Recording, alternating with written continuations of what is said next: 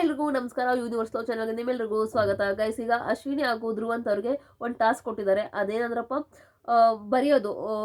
ಅಂದರೆ ಇವ್ರಿಗೆ ಡಸ್ಟರ್ ಕೊಟ್ಟಿದ್ದಾರೆ ಅಶ್ವಿನಿ ಹಾಗೂ ಧ್ರುವಂತ್ ಅವ್ರಿಗೆ ತಲೆ ಮೇಲೆ. ಅವ್ರು ನೀರು ಹೆಚ್ಕೋಬೇಕು ಬಕೆಟ್ ಒಳಗಡೆ. ಇವರಿಬ್ರು ಯಾರು ಫೈನಲಿಸ್ಟ್ ಆಗಬಾರ್ದು ಅಂದ್ಕೋತಾರಲ್ಲ, ಅವರು ಇಬ್ರಿಗೂ ಒಂದೊಂದು ಬೋರ್ಡ್ ಕೊಟ್ಟಿರ್ತಾರೆ. ಅಶ್ವಿನಿ ಹಾಗೂ ಧ್ರುವಂತ್ ಅವ್ರಿಗೊಂದು ಬೋರ್ಡ್ ಕೊಟ್ಟಿರ್ತಾರೆ. ಆ ಬೋರ್ಡ್ ಮೇಲೆ ಈಗ ಅಶ್ವಿನಿ ಫೈನಲಿಸ್ಟ್ ಆಗ್ಬಾರ್ದಂತ ಗಿಲ್ಲಿ ಹಾಗೆ ಕಾವ್ಯ ಅಂದ್ಕೊಂಡಿರ್ತಾರೆ. ಅವರು ಬೋರ್ಡ್ ಮೇಲೆ ಏನು ಬೇಕಾದ್ರೂ ಬರಬೇಕು. ಅಂದರೆ ಏನು ಬೇಕಾರಲ್ಲ, ಕ್ರೌರ್ಯ, ಅಹಂಕಾರಿ, ದುರಹಂಕಾರಿ, ಈ ಥರ ಕಂಟೆಸ್ಟೆಂಟ್ಗೆ ಸೂಟ್ ಆಗೋ ಪದಗಳನ್ನ ಬರಿತಾ ಹೋಗ್ತಾ ಇರಬೇಕು. ಅಂದರೆ ಫಾಸ್ಟಾಗಿ ಬರೀಬೇಕು. ಇವ್ರು ಅದನ್ನ ಅಳಿಸ್ತಾ ಹೋಗ್ಬೇಕು. ಅವ್ರು ಬರ್ದಂಗೆ ಅಶ್ವಿನಿ ಅವ್ರು ಅಳಿಸ್ತಾ ಹೋಗ್ಬೇಕು. ಈ ಕಡೆ ಧ್ರುವಂತ್ ಅವ್ರು ಫೈನಲಿಸ್ಟ್ ಆಗ್ಬಾರ್ದು ಅಂತ ಈಗ ರಘು, ರಾಶಿಕಾ, ರಕ್ಷಿತಾ ಇಬ್ರು 3 ಜನ ಕೂಡ ಬರಿತಾ ಹೋಗ್ತಿದ್ದಾರೆ. ಈಗ ಏನೇನು ಬೇಕಾದ ರಕ್ಷಿತಾ ಅಂತೂ ಬೇಕಾಬಿಟ್ಟು ನೋಡ್ಕೊಂಡು ಸಿಂಹದ ಮೇಲೆ ಇದೆ ನೋಡಿ, ಆ ಸಿಂಹದ ಮೇಲೆ ಇರೋದೆಲ್ಲ ಬರಿತಾ ಹೋಗ್ತಿದ್ದಾರೆ. ಅದ್ರ ಮೇಲಿದೆ ಕ್ರೌರ್ಯ ಅಂತೆ, ದುರಾಂಕಾರಿ ಅಂತೆ, ಅಹಂಕಾರಿ ಅಂತೆ, ಶೌರ್ಯ ಅಂತ ಏನೋ ಇದೆ, ಅದನ್ನೆಲ್ಲ ಬರಿತಾ ಹೋಗ್ತಿರ್ತಾರೆ. ಇಲ್ಲಿ ಧ್ರುವಂತರು ಕೂಡ ಅಳಿಸ್ತಿರ್ತಾರೆ. ಸಿಕ್ಕಾಪಟ್ಟೆ ಸೊಂಟ ನೋವು ಬಂದ್ಬಿಡ್ತಾರೆ ಧ್ರುವಂತರಿಗೆ. ಹಿಂಗೆ ಬಗ್ಗಿ ಅವ್ರಿಗಂತೂ ಸುಸ್ತಾಗಿ ಹೋಗುತ್ತೆ. ಈ ಕಡೆ ಆದರೆ ನಿಜವಾಗ್ಲೂ ಅಶ್ವಿನಿ ಅವ್ರಿಗೆ ಆ್ಯಡ್ಸ್ ಆಫ್, ಕಂಟಿನ್ಯೂಸ್ ಆಗಿ ಆಟ ಆಡಿದ್ದಾರೆ. ಒಂಚೂರು ಆ್ಯಡ್ಸ್ ಆಫ್ ಅಂತ ನಿಜ ಹೇಳ್ಬೇಕು. ಯಾಕಂದರೆ ಅಷ್ಟೊಂದು ಸ್ಟ್ರೆಂತ್ ಎಲ್ಲಿದೆ ಅಂತ ಗೊತ್ತಿಲ್ಲ ಗುರು, ಸೀರಿಯಸ್ಲಿ. ಆ ಕಾಯ್ದು ಇದೊತ್ಕೊಂಡಿರೋದಿರ್ಬೋದು, ಅಥವಾ ಬಕೆಟ್ ಎಳ್ಕೊಂಡಿರೋದಿರ್ಬೋದು, ಅಥವಾ ನೀರು ಎರ್ಚ್ಕೊಂಡಿರೋ ಟಾಸ್ಕ್ ಇರ್ಬೋದು, ಎಲ್ಲ ಕೂಡ ಅದ್ಭುತವಾಗಿ ಆಡಿದ್ದಾರೆ. ನಿಜವಾಗ್ಲೂ ಸಖತ್ತಾಗಿ ಆಡಿದ್ದಾರೆ ಅಂತಲೇ ಹೇಳ್ಬೋದು.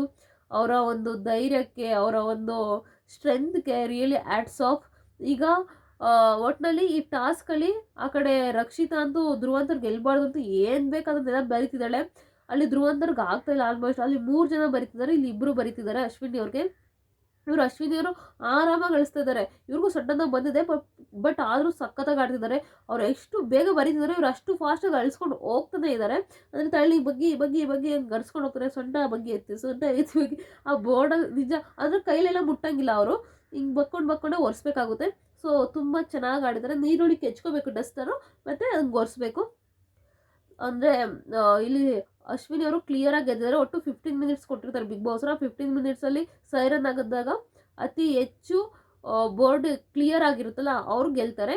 ಇಲ್ಲಿ ರಾಶಿಕಾ, ರಕ್ಷಿತಾ ಎಲ್ಲ ತುಂಬ ಬರೆದಿರೋ ಕಾರಣ ಧ್ರುವಂತರು ಗಳಿಸೋಕ್ಕಾಗಿರಲ್ಲ. ಸೈಡಲ್ಲಿ ಇನ್ನೂ ತುಂಬ ಇರುತ್ತೆ.